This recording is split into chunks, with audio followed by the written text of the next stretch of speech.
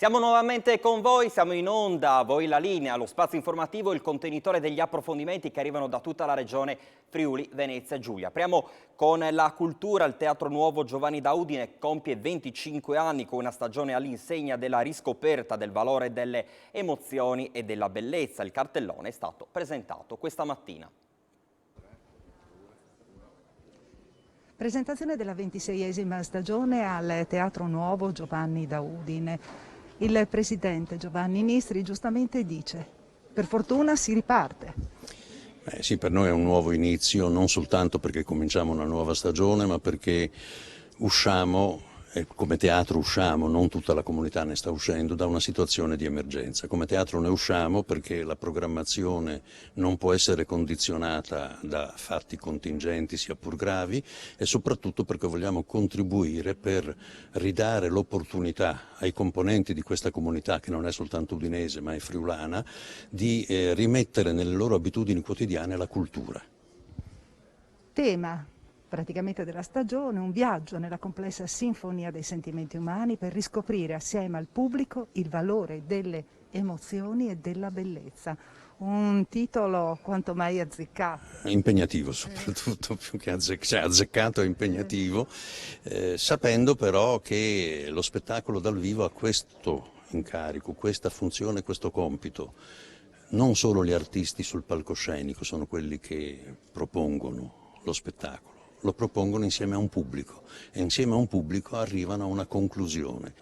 Piero Mauro Zanin, un bel modo per riprendere, per ricominciare. Ma diciamo un bel modo, un ringraziamento al Presidente Nistri, a tutti i suoi collaboratori, a tutto il mondo che ruota attorno al teatro, attori, produttori, registi, perché insomma ci danno una speranza. Ripartendo dal Giovanni da Udine il Friuli si rialza. Io credo che oltre l'impegno economico, quello sociale che dobbiamo mettere in campo come regione per affrontare anche i mesi prossimi, il settembre che si preannuncia un po' complicato, io credo che tutto questo dobbiamo appoggiarlo sulla cultura. Io credo che proprio l'approfondimento culturale, l'arricchimento culturale rende liberi le persone che in qualche modo affrontano questa crescita. E allora si parte dalla cultura e sicuramente il Teatro Giovanni da Udine è un presidio straordinario di promozione e produzione di cultura per il nostro Friuli. Il programma della stagione è un programma che riabbraccia tutto il pubblico tradizionale del teatro e che apre dei varchi perché ci sia nuovo pubblico che va ad aggiungersi. È un programma ricco sia per la parte prosa che per la parte musica. Io ho aggiunto i miei due mantra soliti. Uno è quello delle collaborazioni. Noi abbiamo dei soggetti culturali di produzione e di distribuzione molto importanti in regione, che sono molto cresciuti in questi anni. Più si collabora, più si diventa forti. E il secondo mantra, Art Bonus. Ecco, Art Bonus. L'Art Bonus perché è uno strumento che nei momenti nei quali comincerà a scarseggiare il denaro pubblico, e arriveranno e saranno i momenti nei quali la cultura e anche lo sport potranno subire dei tagli. Arriveranno fra 10 anni, fra 15 anni, però succederà inevitabilmente. Chi avrà imparato a procurarsi le risorse private starà in piedi, gli altri no.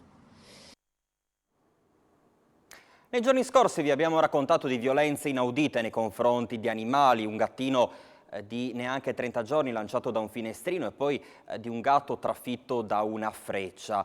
Ecco, avevamo raccontato l'avventura a lieto fine, insomma, di questo gattino salvato da Maila, una diciamo delle volontarie che si occupa proprio del salvataggio di animali, cani e gatti soprattutto. Allora noi siamo andati a trovare questi angeli e custodi. Loro sono i membri dell'associazione Mi Fido d'Italia. Abbiamo incontrati nel loro quartiere generale proprio a Zoppola. Pensate che dall'inizio dell'anno ad oggi hanno fatto ben 800 interventi. Sentiamoli.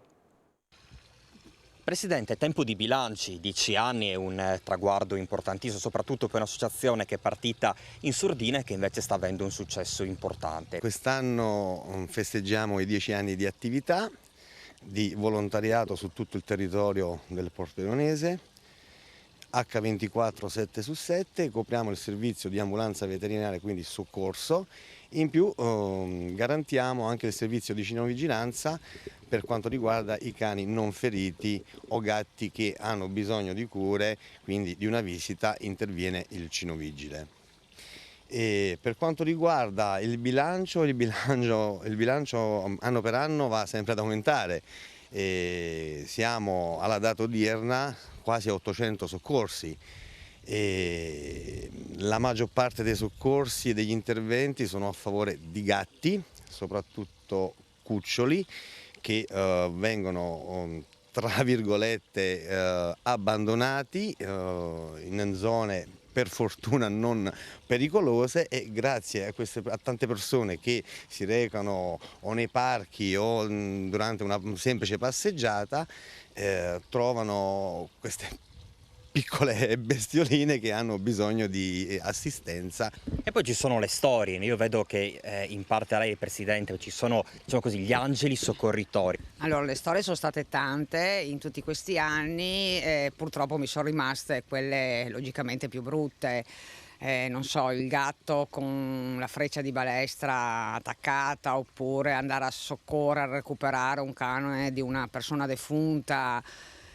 Sono cose che comunque ti restano. Cosa significa essere cinovigile e soprattutto quali storie ci puoi raccontare dall'alto della tua esperienza? Sei giovane, ma sicuramente insomma tanti interventi li hai fatti. Sì, è da quasi 2 anni che collaboro con la Mi Fido di Te, ho avuto molta esperienza riguardo a cani, sia investiti magari dando supporto all'ambulanza veterinaria oppure con la cinovigilanza, semplicemente magari andando anche a prendere dei cani morti in mezzo alla strada, leggere il microchip da chiamare i proprietari per annunciargli l'accaduto. Soprattutto rimane in testa soprattutto questi interventi, perché parlare con un proprietario che ci tiene al suo cane è sempre difficile dargli questa brutta notizia.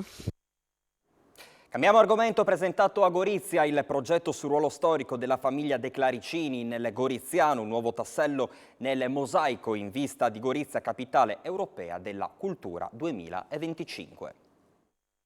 Questo progetto vuole valorizzare la storia dei De Claricini del ramo austriaco, come si diceva una volta, o del ramo goriziano. Abbiamo deciso di portare avanti questo progetto che si concretizzerà poi in podcast, invece che fare semplicemente libri o pubblicazioni.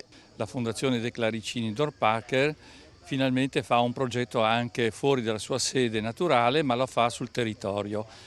In effetti i De Claricini Dorpacher, venuti da Bologna a Cividale del Friuli, si sono insediati a Bottenico di Moimacco con una bellissima villa domenicale, ma avevano delle proprietà in tutto il territorio del Friuli orientale, fino a Gorizia, fino al comune di Romans, Pieris, Monfalcone, quindi una famiglia che ha avuto degli interessi economici, sociali, culturali su tutto il territorio.